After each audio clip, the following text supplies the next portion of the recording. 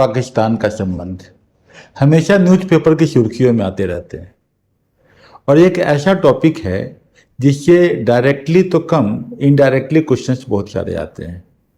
जैसे भारत और पाकिस्तान के बीच में इंडस के ऊपर जो ट्रीटी है सिंधु नदी के ऊपर में, अब हमें सिंधु नदी के संदर्भ में जो लेफ्ट बैंक से कौन सा आ रहा है, राइट बैंक से कौन सी नदियां जुड़ रही हैं, या कौन सा डिस्प्यूट पॉइंट होता है, इसके अलावा बहुआयामी पक्ष हैं जिनके ऊपर में आपसे क्वेश्चन आते रहते हैं। क्योंकि कारण ये है कि ये न्यूज़पेपर में हमेशा आता रहता है और हम प्रत्येक दिन गंगा घाट में ऐसे समसामयिक विषयों को उठाकर उसका डेप्थ एनालिसिस करते हैं, इन डेप्थ एनालिसिस, अंदर तक जाके हम समझते हैं ताकि हमें ये पता लगे कि एग्जाम में क्वेश्चंस कहाँ से आ रहे हैं।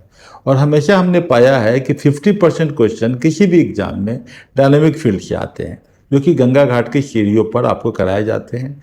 यह हमारा जो ऐप है अरुण सर गंगा घाट, उसके ऊपर कराया जाता है। आप प्ले स्टोर पर जाते हैं, ऐप को इंस्टॉल कर लेते हैं।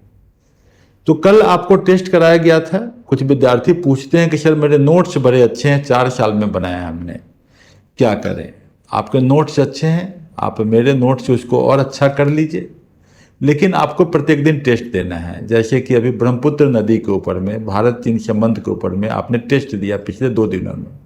मुझे उम्मीद है कि अगर आपने टेस्ट दिया है जिसमें कि लॉन्ग आंसर टाइप क्वेश्चन लिखना है, शॉर्ट आंसर लिखना है, एमसीक्यू लिखना है, स्वाभाविक है कि टेस्ट देने के बाद आपका परफॉर्मेंस एमसीक्यू में बहुत ज़्यादा अच्छा होगा। मतलब कि लिखने के बाद, लॉन्ग आंसर लिखने के बाद, सेक्शन ए में लॉन्ग आंसर होता है, सेक्शन बी में शॉर्ट आंसर होता है, उतना अगर आप कर ले जाते हैं अच्छे से तो एमसीक्यू में बहुत अच्छा करेंगे।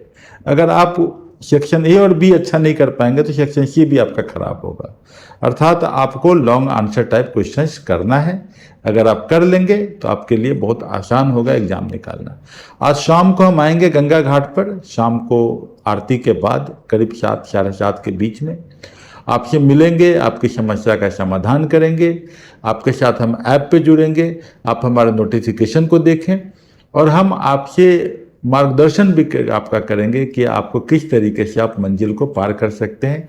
चाहे आप छोटी परीक्षा दे रहे हो या आईएएस की परीक्षा दे रहे हो, हर परीक्षा में यही आपके काम आएगा। चलिए शाम को मिलते हैं 7:30 पे।